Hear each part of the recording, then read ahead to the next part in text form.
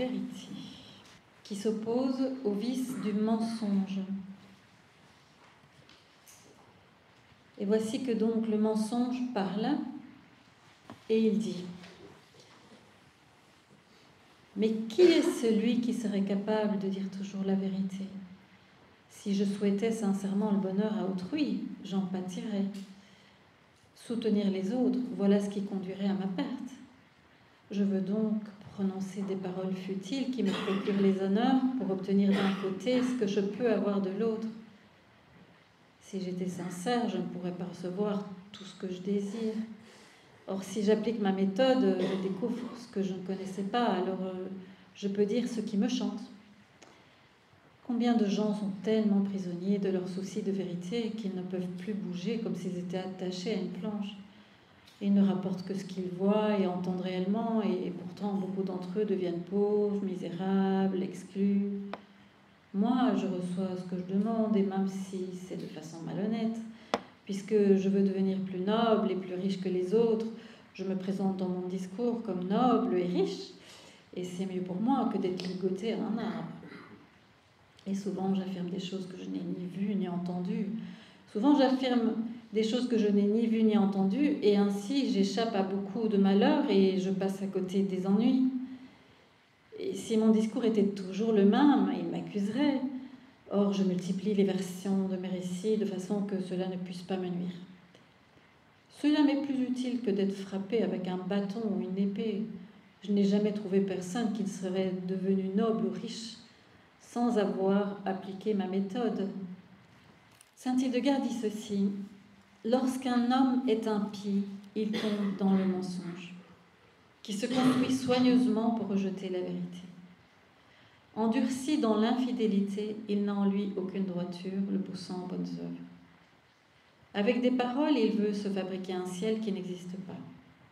Il dit que ce qui est la perdition, c'est un grand honneur. Et il trompe les autres de toutes les manières. Il loue pour flatter et tue par trahison. Il n'aime pas être dénoncé par la vérité, mais il entasse ce qui ne peut être avec mauvaise joie. Il n'avoue la vérité à personne et il ne dit que des choses invérifiables.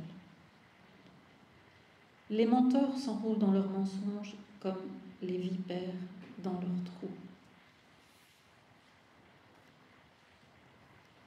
La vérité répond au mensonge. Ô toi, serpent, langue sortie de la géhenne, dépourvu de toute la grâce rafraîchissante de Dieu. Tu attises les flammes de l'injustice et de la tromperie. Il n'est de mal qui te suffise, et d'ailleurs c'est du mal que tu proviens. Tu es le fils de Satan, car chacune des directions que tu proposes mène vers l'injustice, et tu ignores où tu vas. Moi, je suis la colonne qui soutient toutes les voies de Dieu et l'harmonieuse trompette de sa justice. Je compte ses œuvres et j'expose leur vérité. J'étincelle parmi les bijoux de Dieu, car je dis la vérité par la justice de Dieu. Le ciel et la terre demeurent dans la vérité, mais toi, tu es un répugnant ver et tu seras piétiné comme de la fange nauséabonde.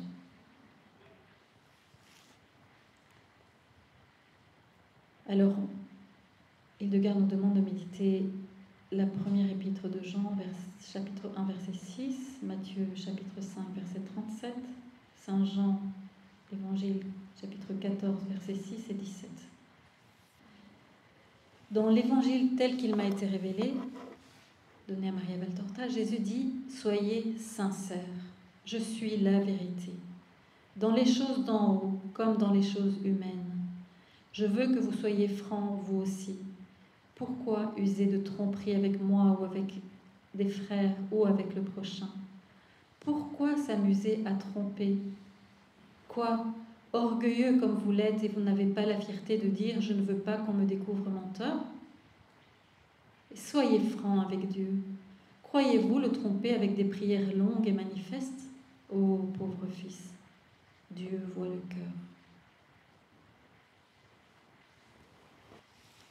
Alors on va chanter le chant « Brille, ô Jésus ».